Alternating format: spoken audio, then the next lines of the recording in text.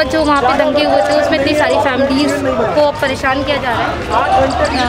तो वहाँ पे पहले RSS के द्वारा हमला किया जाता है मुस्लिम से उनकी मस्जिदों पे, और फिर जब आप एक्शन लेते हो तो सिर्फ आप एक कम्युनिटी को लेते हो। और 25 से अबव अभी उनको लोगों को लेके जा चुके हैं, 100+ से ऊपर लोगों पे चार्जशीट फाइल है।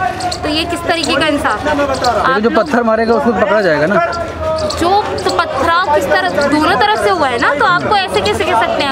अगर मेरे को कोई मारने आ रहा है तो मैं सिलेंडर तो नहीं करूँगी ना कि हाथ ऊपर करके खड़े हो जाऊँ। मेरे को मेरा हक दिया है कानून ने कि मैं बराबरी करूँ, अपनी जान पर बताएगी तो मैं लड़ूंगी। तो वो लोग लड़ रहे थे तो उन पे तो चलो आपने कार्रवाई कर ली, जो लोगों ने शुरुआत करी उनका क्या?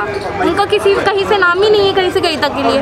तो ये पता नहीं कैसा इंसाफ है। तो मैडम कहना यही है कि जो शोभा यात्रा निकल रही थी उस पर पथराव किया गया। नहीं, तो ये तो कहना है ना उनका। आपको पता है रमज़ान का टाइम था, रोज़ा खुलने वाला था, उस टाइम कोई मुसलमान रोड पे नहीं फिर रहा होता पत्थर लेके। तो हम लोग उस टाइम पे हमारा टाइम होता है, हम घर पे अपना तैयारी कर रहे होते हैं, अफ्तारी का इंतज़ाम कर रहे होते हैं।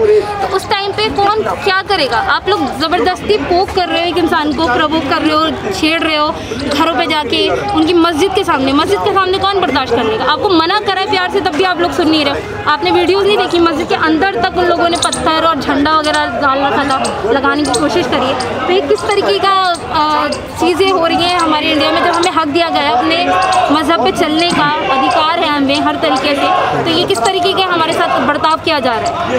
मैम पत्थर भी तो ऊपर छतों से ही आए वहाँ मस्जिद के पास। मेरा सवाल है मस्जिद के ताल्लुक से, मस्जिद की जो जगह तोड़ी गई है वो अवैध जगह में थी, क्या शरीयत में जायज़ है अवैध जगह मस्जिद बनाने के लिए? नहीं, बिल्कुल जायज़ नहीं है। अगर उसको तोड़ दिया गया फिर एतराज़ कैसा? नहीं, उस पर एतराज़ ऐसा उस चीज़ को लेकर एतराज़ नहीं है। एतराज़ ये है कि अगर आपको बोलना था ये चीज़, अगर हमारा किसी का भी धार्मिक जगह हो तो उससे बहुत सारी फीलिंग्स जुड़ी होती है। आपको वो चीज़ बोलनी थी, आप लोग पहले से ऑर्डर देते ना। ऑर्डर नहीं दिया है, हाथ क्या ताकि तोड़ दिया है। पहले ऑर्डर दिया जाता है किसी भी चीज़ को, अगर ऑर्डर ये आएगा, परमिशन आएगी, लेटर आएगा तो ये चीज़ हम तोड़ेंगे। हो सकता था हम लोग खुद ही हटा लेते उस चीज़ को। जो जगह तोड़ी गई है वो नमाज पढ़ने की जगह नहीं थी, बल्कि लोग चप्पल उतार कर जाया करते थे। तो ऐसे में उसको आप धार्मिक कैसे कह सकते हैं?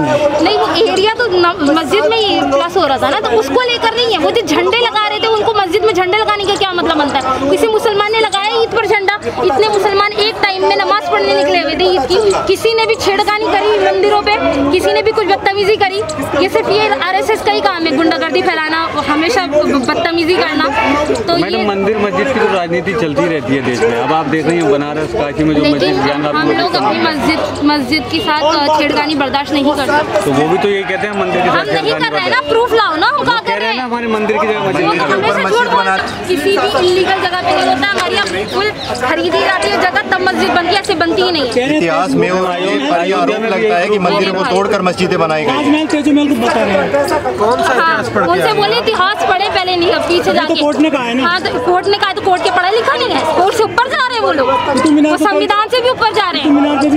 हाँ, वो कुछ भी कहेंगे, अब उनको हर जगह अपना वही दिखेगा। उनको सिर्फ, और वो रियल बात ये है कि वो अपने रिलीजन को भी नहीं मानते, उनको सिर्फ चाहिए राजनीति करनी है। उनसे पूछ लो ना, उनको अभी कुछ अपने रिलीजन के बारे में पूछ लो, उनको वो कुछ नहीं बता पाएंगे, गीता के बारे में कुछ नहीं बता पाएंगे। उनको सिर्फ लड़ाई झगड़ा करना है। इल्जाम किसी पे नहीं दे सकते, बहुत सारे मुस्लिम जो अपने रिलीजन के ताल्लुक से बिल्कुल कुछ नहीं जानते, तो क्या उनके ताल्लुक से कहेंगे? लेकिन हम किसी के आगे जबरदस्ती लड़ते नहीं है, सिंह नहीं मारते। वो तो बिन बात के सिंह मारने वाली बैल बन गए, हर जगह घुस जाते हैं सिंह मारने। बुलडोजर है, बुलडोजर की राजनीति पे आम आदमी पार्टी खामोश नजर आती है। बिल्कुल, आम आदमी पार्टी देखिए, कल भी ऐसा हुआ, परसों हमारे ओखला के विधायक हैं, तो उनको ले गए उठा के, वो इंक्रोचमेंट के नाम पे 5 मंजिल इमारत तोड़ दी गई और वहाँ उनके खिलाफ प्रोटेस्ट किया गया, तो वो अमानतुल्लाह खान को ले गए उठा के।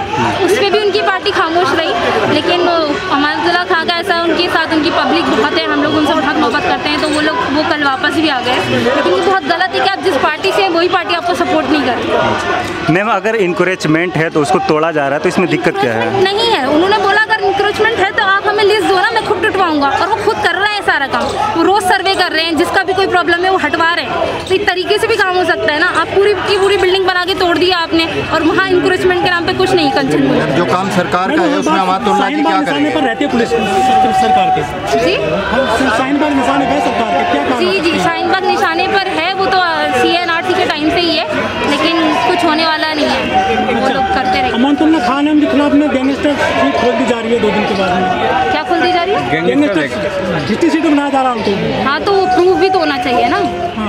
प्रूफ नहीं होगा ना, ऐसे आप किसी पे भी इल्जाम लगा तो ये तो सरकार का यही तो चल रहा है ना, ये तो सरकार का चल रहा है। तो झूठे मुकदमे तो लगाए जा रहे हैं। इतने सारे लोग हैं, आप खुद बताइए, यूए पे लगा हुआ है, 10-10 साल बाद 15-15 साल बाद जेल से छुटकर आ रहे हैं रिहा होकर, और कुछ इल्जाम नहीं है उन पर, मतलब निर्दोष पाए जा रहे हैं वो लोग, और उनकी पूरी उम्र निकाल दी है जेल में, फिर निर्दोष आ रहे हैं वो। लेकिन मकान सभी के टूट रहे हैं, तो हिंदू तो नहीं आ रहे हैं बुलडोजर के खिलाफ, सिर्फ मुस्लिम आ रहे हैं रोज। भैया ये माइनॉरिटी के लिए नहीं हो रहा है, ये वो माइनॉरिटी के लिए ही हो रहा है। ये तो कैसे हिंदू आएंगे? आपने कितनी जगह देखा मकान तोड़ा गया था ना, तो उसके लिए भी हमें दुख है ना, हम उनके लिए भी खड़े हैं, हम तो सबके लिए खड़े हैं। जिसका भी घर गलत जगह तोड़ नाम ही क्यों ले रही हैं? नहीं, क्योंकि टारगेट उन्हें किया जा रहा है। नहीं, टारगेट उन्हें किया, नहीं ले सकती ना, टारगेट उन्हें ही किया जा रहा है। ये टारगेट उन्हें ही किया जा रहा है। ये एक जगह की बात नहीं है, एक जगह की बात नहीं है। शाहीन बाग हो गया, बटला हाउस हो गया, हर जगह उन्हीं को ही टारगेट किया जा रहा है मुसलमान। क्या संविधान सही से काम नहीं कर रहा है? संविधान सही से काम नहीं कर रहा। संविधान को मानने वाले चोर बैठे हैं ना। संविधान तो जब काम करेगा जब उसके मानने वाले तो हम ही है ना। जब हम ही नहीं मानेंगे तो संविधान क्या है? संविधान में हमारे से ज़्यादा बेहतर संविधान कहीं का है ही नहीं, लेकिन उसको मानने वाले भी तो होने चाहिए। जब आप खुद ही अपने संविधान की धज्जियाँ उड़ा रहे हो तो उससे क्या हो? हमारा देश डूबता जा रहा है, किसी को उस पर नहीं है, महंगाई इतनी हो रही है, कुछ किसी को किसी तरफ होश नहीं, कोई सवाल नहीं कर सकता है इस गवर्नमेंट के खिलाफ। लेकिन जहाँ कुछ हो तो बस मजहब ले आते हैं फ़ौरन। कभी हिजाब का मुद्दा हो, कभी 3 तलाक का मुद्दा हो, कभी ये हो, कभी मस्जिद हो। और अब इनके नए हो गए कि ताजमहल हो गया, तेजो महल है, और कुतुब मीनार है, ये है वो है। मैम एक सवाल है, आपने हिजाब और शरीयत के कानून के ताल्लुक से बात की, तो जितने भी अदालत में गए वो मुस्लिम सारे लीडर गए थे मुकदमा लड़ने के लिए, तो वो क्यों अपने मसाइल को हल नहीं कर पाते और अदालत के जज उनको समझा नहीं पाते? आखिर या तो कमी आप में, आप रेफरेंस क्यों सही तौर पर नहीं दे पाते, कन्वेंशन नहीं कर पाते? लीडर्स की जरूरत वहाँ नहीं थी, वहाँ हमारे स्कॉलर्स जाने चाहिए थे, स्कॉलर्स को अलाउ करना चाहिए था ना। जो दाखिल की थी वो लेकर जाएंगे ना स्कॉलर को, खड़ा कौन करेगा? तो ये तो हमारी गलती हुई है ना। ये अगर आप जी कहीं ना कहीं गलती हुई है, क्योंकि स्कॉलर्स को खड़ा करना चाहिए था। वो जवाब दे पाते हैं ना कि कौन सी आयत में कहाँ पर हमारे लिए है कि हमें हिजाब जरूरी है कि नहीं। कई बार सवाल पूछा जाता है कि कुरान बड़ी है कि संविधान बड़ा है, आपकी नज़र में कौन बड़ा है? कुरान बड़ा है। कुरान बड़ा है, तो फिर आप संविधान के हिसाब से कैसे वकालत करती हैं कि कार्य संविधान के हिसाब से होना चाहिए? क्यों? हम ये मुझे बताइए, जहाँ पे कुरान और संविधान में कहीं ऐसा हो जहाँ पे दोनों चीज़ें क्लैश कर रही हो, जो हमारे कुरान में बना दिए कोई संविधान में बना दिए। ये क्लैश जो कर रहा है ये तो गवर्नमेंट कर रही है ना। ये क्लैश मैं बता देता हूँ, जैसे 3 तलाक का कानून वहाँ पर कुरान और हम बताएंगे ना हमें परेशानी है कि नहीं। हमसे पूछा गया नहीं है परेशानी है कि नहीं, आपने थोप दिया हम पे कानून। ये हम बताएंगे ना हमें परेशानी तो दाखिल की गई थी ना मुस्लिम और लीडरान की तरफ से। सिर्फ अगर कुछ पेटिशंस के लिए आपने पूरे इंडिया की वुमेन्स के ऊपर एक थोप दिया ना, एक चीज पूरे मुसलमानों पे थोप दिया कुछ लोगों के चक्कर में। और जैसे आपने कुरान बड़ी बताई, वैसे हिंदू अपने गीता जो दूसरे हैं वो बड़े बता सकते हैं। हम मना कर रहे हैं, वो गीता पे चले तो फिर देश में टकराव बढ़ेगा अगर संविधान को नहीं मानेंगे। नहीं, हम मानते हैं, बिल्कुल बड़ा छोटे की बात करिए, मैंने ये नहीं कहा मानते, मानता मुसलमान से ज्यादा संविधान को कोई नहीं है। देश कुरान से नहीं संविधान से चलता। मैडम आपको पता नहीं इस बात? तो हमने कब तो संविधान को नहीं माना? आपने बोला ना संविधान से मैंने बोला बड़ा है, लेकिन मैंने ये नहीं कहा मानते नहीं। हमने कब नहीं माना, आप मुझे ये बताओ। आपको न्याय संविधान से मिलेगा, कुरान से नहीं मिलेगा। मुझे ये बताएं आप, तो आप बीच में क्यों ला रहे हैं कुरान को? वो मेरी धार्मिक वो है, मेरे लिए वो बड़ी है, लेकिन संविधान को मैंने कभी तोड़ा है? हमने नहीं तोड़ा, हमारे लिए वही बड़ा है। अच्छा ये बताइए, अगर संविधान और कुरान के बीच में किसी मुद्दे पर टकराव है तो आप क्यों का टकराव क्यों? मैंने अभी आपको एक एग्जांपल 3 तलाक का दिया। हम ऐसे झंझटों में पढ़ते ही नहीं है जहाँ पे हमारा दीन और देश की वो। हम एक तो मुझे ये बात बताएं, हमेशा एक मुसलमान को क्यों कहा जाता है कि आप अपना ये बताएं कि आप कितने अपने हिंदुस्तान से प्यार करते हैं, कितनी भक्ति है आपके अंदर, ये क्यों? कभी आपसे पूछा गया ये सवाल? आप मुझसे कर रहे हो, कभी आपने हिंदू से पूछा किसी से? नहीं, जिसे मुसलमान से पूछा जाता है सवाल वही है ना मैडम, कितना प्यार करते हैं।